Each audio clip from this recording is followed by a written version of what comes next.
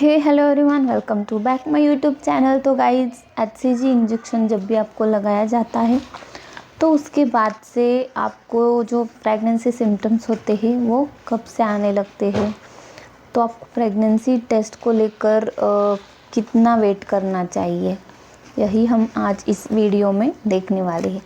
तो गाइज, जब भी एचसीजी इंजेक्शन आपको लगवाया जाएगा तो उसके बाद फिर आपका जो एग है वो रप्चर हो जाता है। अब उसके बाद से जो फर्टिलाइजेशन का प्रोसेस है वो स्टार्ट हो जाएगा। फर्टिलाइजेशन के बाद से इम्प्लांटेशन का प्रोसेस होगा। अगर ये सारी चीज़ें स्टेप बाय स्टेप सही तरीके से चल रही है तो फिर उसके बाद इम्प्लांटेशन सक्सेसफुल होने के बाद ही आपको जो इम्प्लांटेशन सक्सेस होने के जो साइन हैं वो दिखाई देते हैं। और उसके बाद में फिर प्रेगनेंसी जो अर्ली सिम्टम्स होते हैं, जो कि आप ब्लड टेस्ट या फिर यूपीटी किट के पहले भी जो साइन नज़र आते हैं उससे फिर आपको कंफर्मेशन थोड़ा थोड़ा मिल जाता है। लेकिन अब कई बार ऐसा भी होता है कि अगर एचसीजी इंजेक्शन आपने लगवाया है और उसके बाद जो एचसीजी इंजेक्शन की जो इफ़ेक्ट होता है वो आपकी बॉडी में 14 से 16 दिनों तक बना रह सकता है। क्योंकि एचसीजी इंजेक्शन लगा है आपको तो उसका इफ़ेक्ट आपके बॉडी में रहता है।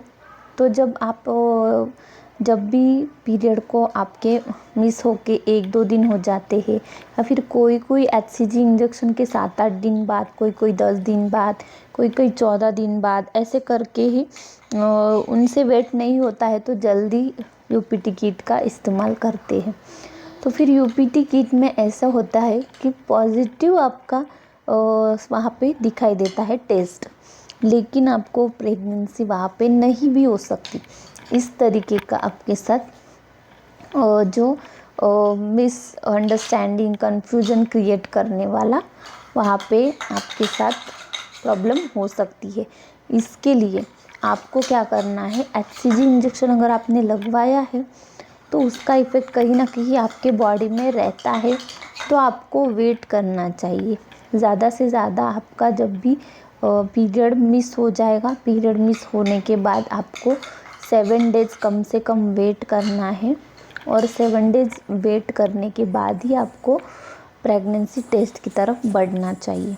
क्योंकि जिस तरीके से मैंने रीज़न आपको बताया कि जल्दबाजी क्यों नहीं करनी चाहिए, तो इसी वजह से आपको जल्दबाजी नहीं करना है।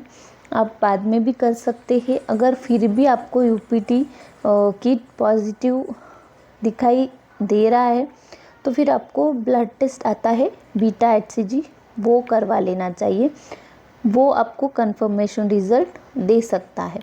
क्योंकि सिर्फ यूपीटी किट के आधार पर आप प्रेगनेंसी आपको 100% श्योरिटी नहीं देती है।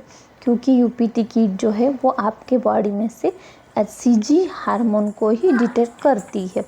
तो इसीलिए वो एचसीजी की मात्रा पहले से ही आपके बॉडी में रहती है। अब वो बॉडी टू बॉडी वेरी कर सकता है, किसी की बॉडी में कितने दिन होती है, किसी की बॉडी में कितने दिन इफ़ेक्ट रहता है मेडिसिन का, इंजेक्शन का, तो वो इस पर भी डिपेंड करता है। तो उनके वजह से फिर जो यूपीटी किट है उसमें आपको गलत रिज़ल्ट दिखाई दे सकता है। इसलिए यूपीटी किट कोई कंफर्मेशन रिज़ल्ट आपको नहीं दे सकता। तो कंफर्मेशन रिज़ल्ट आपको अगर चाहिए प्रेगनेंसी के लिए तो उसमें आपको फिर बीटा एचसीजी जो ब्लड टेस्ट आता है उसमें ही फिर आपको कंफर्मेशन रिज़ल्ट प्रेगनेंसी का दिखाई देगा।